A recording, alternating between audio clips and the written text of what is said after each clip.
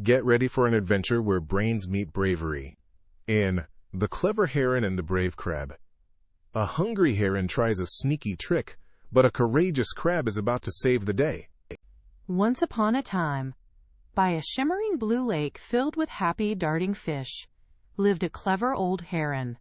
His long blue-gray feathers were a bit ruffled, and his sharp yellow beak wasn't as quick as it used to be.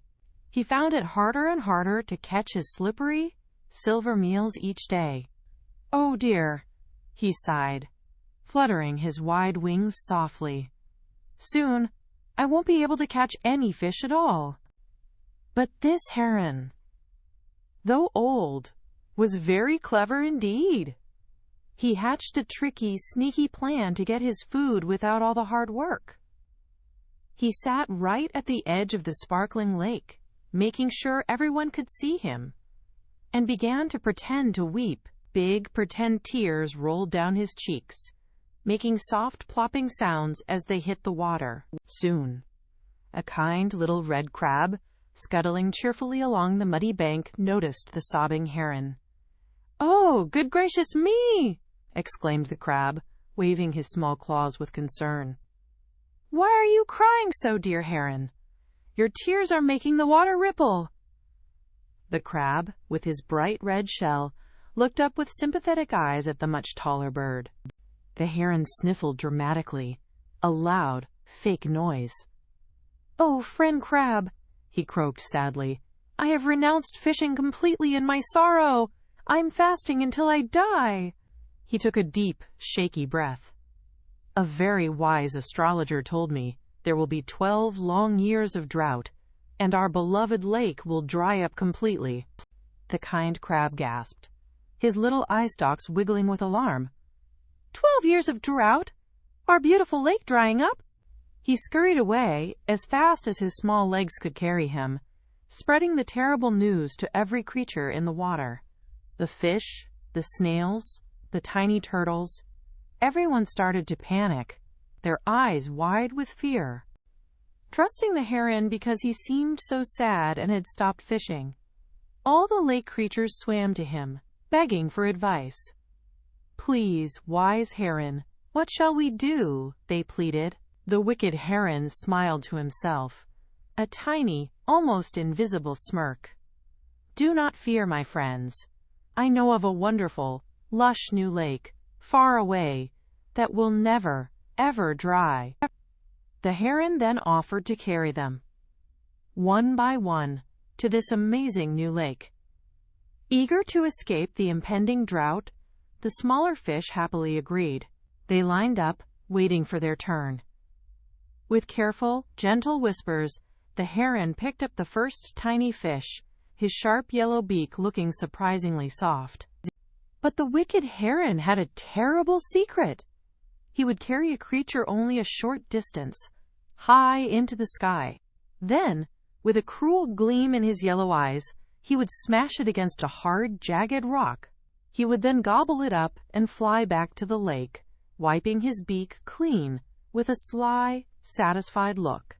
He would return to the waiting creatures with happy, false reports of the new lake's wonders. "Oh, it's so beautiful!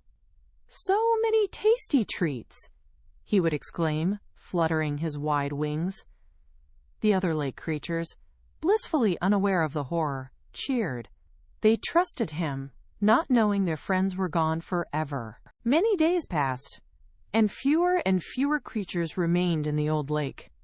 Finally, the kind crab, remembering he was the heron's very first friend, requested his turn. "Dear heron," he said, clacking his claws softly, "it's time for me to see this wondrous new lake you speak of." The heron, delighted by the thought of a delicious change from just eating fish, happily agreed. The heron gently picked up the small, bright red crab in his sharp yellow beak and soared gracefully into the clear blue sky. The crab gripped tight, his strong claws holding firm. Up, up they flew, the old lake shrinking beneath them into a tiny, glittering puddle. The wind whistled softly past the crab's little shell. As they flew higher, the crab looked down, far below, his little eyes scanning the ground. His small claws tightened in shock when he saw something horrifying. There, on a large, flat rock, was a terrible sight, a heap of tiny white bones. He instantly knew the awful truth about the wicked heron's plan. The crab's heart went thump, thump, thump inside his shell like a tiny drum. But he remained calm and brave. He knew he had to be very clever, just like the heron, to survive. He thought quickly, his small mind racing. He had to trick the trickster, to fight cunning with cunning. Feigning tiredness, the clever crab decided to speak up. "Dear heron," he said, his voice quiet, "this journey is quite long, and you must be weary from carrying so many of us. Shall we rest for a moment on that big, inviting rock down there?" He pointed with a small claw towards the very rock with the bones. The heron, feeling very confident and smug up in the sky, laughed a harsh, grating sound. "Ha, silly crab," he squawked. "There is no new lake, and I am not tired at all. I was just about to smash you against that very rock, just like all the others, and make you my delicious dinner." But before the heron could even flap his wide wings again, the quick-thinking crab acted. With all his strength, he clamped his powerful sharp claws as tightly as he could around the heron's long, thin neck. The heron gasped, suddenly struggling and surprised, his eyes wide with fear. The heron flapped his wings wildly. But it was too late. The crab's grip was too strong. The wicked heron choked and tumbled, falling headfirst from the sky, unable to breathe. He landed with a soft, feathery sound on the ground below. The clever crab, brave and victorious, slowly loosened his powerful hold, proud of saving himself and the other remaining creatures. The brave crab dragged the heron's heavy body triumphantly back to the lake.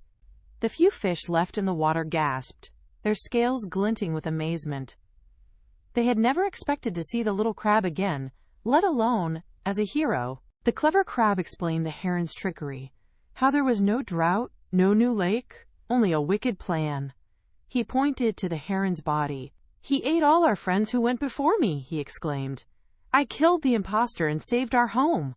Our lake is safe." So, dear children, this story teaches us a very important lesson. Even if someone seems kind and offers help, always be careful and use your own cleverness to be safe. Never trust a silver tongue without checking the facts, and remember that even the smallest among us can be the bravest and most clever hero of all. Ever dreamed of being the hero? Now you get to be the star. Your adventure starts at TalesMio. Visit talesmio.com now.